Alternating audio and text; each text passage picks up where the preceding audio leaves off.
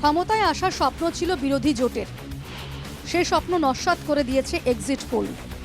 বেশিরভাগ এক্সিট পোলের দাবি অসমে ফের একবার ক্ষমতায় আসছে এনডিএ জোট। এক্সিট পোলের ভরসায় টকবক করছেন অনেক বিজেপি নেতা। এর মধ্যে রয়েছেন বিহুপুরিয়ার বিজেপি প্রার্থী ভূপেন বৰাও। এখানে এক্সিট পোল সম্পৰ্কত মোৰ ক'বলগীয়া একো নাই।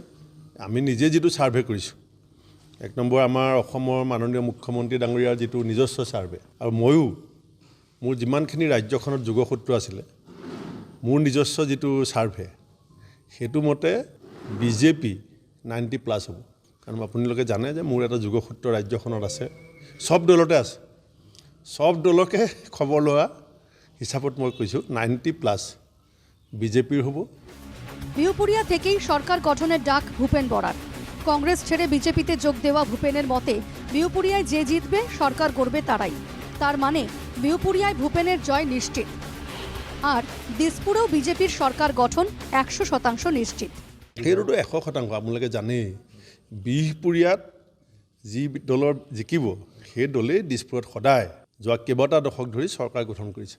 প্ৰেম বৰা বৰদেউতা যেতিয়া ইণ্ডিপেণ্ডেণ্ট জিকিছে তেতিয়া দিছপুৰত হেং এছেম্বলি হৈছে। এতিয়াতো আমাৰ ইয়াত ইণ্ডিপেণ্ডেণ্ট যদিও আছিলে, তেওঁলোকে যুঁজত নাথাকিলে, গতিকে ৰিজাল্ট ওলাই আছে।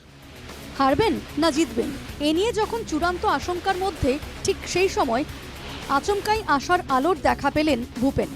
এক্সিট পোলের হিসেব নিকেশ আশার আলো জাগিয়ে তোলে হতাশ ভূপেনের মধ্যে।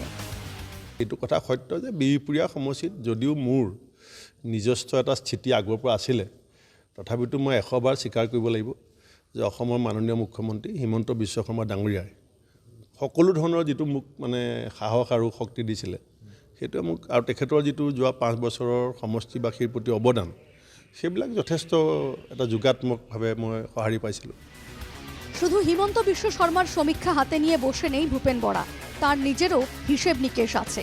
ভূপেনের নিজস্ব হিসেব অনুযায়ী সংখ্যাগরিষ্ঠতা থেকে অনেক দূরে থাকবে কংগ্রেস। ব্রহ্মপুত্রের উত্তর ও দক্ষিণে কিছুই আসবে না কংগ্রেসের খাতায়, আর তাই ভূপেনের কটাক্ষ 4 মে পর্যন্ত সরকার গড়তে থাকুক কংগ্রেস। আৰু মই বিচাৰিছোঁ যে কংগ্ৰেছ দলটো 4 তাৰিখে 11 বজালৈকে MLA হৈ থাকক, গৌৰৱ গগৈ 4 তাৰিখে 11 বজালৈকে চিফ মিনিষ্টাৰ হৈ থাকক। মইতো আগতেই কৈছিলোঁ যে উত্তৰ অসমত যদি এখন আসন কংগ্ৰেছে পায় বা বিৰোধীয়ে, আৰু দক্ষিণ পাৰে যদি ব্ৰহ্মপুত্ৰৰ এখন আসন বিৰোধীয়ে পায়, তেতিয়াহ'লে মই কৈছিলোঁ যে আই উইল ফিল প্ৰাউড। এখনটো পোৱাটো মই বিচাৰোঁ, পালেতো ঠিকে আছে, কিন্তু পালে পায় নে নাপায় চাই থাকক। ভূপেন বরা যখন ভোটের হিসেব দেখিয়ে বিহুপুরিয়া দখলের নিশ্চয়তা দিচ্ছেন, তখন চুপচাপ বসে নেই কংগ্রেস প্রার্থী নারায়ণ ভূঁইয়াও।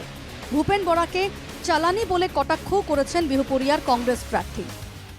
মেইন কথা হৈছে কি, এবাৰ বিহুপুৰিয়াত যি ৰাজনীতি, যি ইলেকশ্যন হৈছে, অকল কেৱল কংগ্ৰেছ আৰু বিজেপি বুলি হোৱা নাই। ইয়াত এবাৰ কেইবাটাও দিশৰ ওপৰত ৰাজনীতি ইয়াত হৈছে। স্থানীয় আৰু চালানি, ভূপেন বৰা, ৰাম ভূঞা, এনেধৰণে বিশ্লেষণ হৈছে এবাৰ। এই গোটেই বিশ্লেষণ আমিও বিভিন্ন জেগালৈ গৈছোঁ, আমি বিভিন্ন জেগাত আমাৰো খবৰ ৰাখিছোঁ। এইবাৰ বিহুপুৰীয়া সমষ্টি কংগ্ৰেছৰ জয়টো নিশ্চিত হৈ আছে। কংগ্ৰেছ, AGP, বিজেপি বুলি নহয়, বিহুপুৰীয়াবাসীয়ে এজন স্থানীয় মানুহক আশীৰ্বাদ দিছে। আমি 15-20 হাজাৰ ভোটত জিকিম।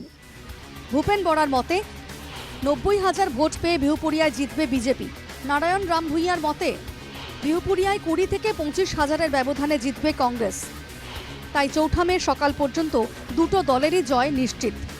নিজেদের মতো করে সরকার গঠন করবে দু দলই, তবে সেদিন বিকেলেই স্পষ্ট হয়ে যাবে দিসপুরে এবার বিহুপুরিয়ায় প্রতিনিধি হবেন কে, আর হতাশাকে সঙ্গী করে ঘরমুখো হবেন কে।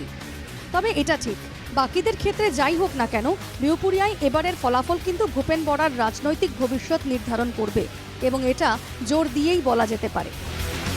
Bureau report, NKTV Bangla.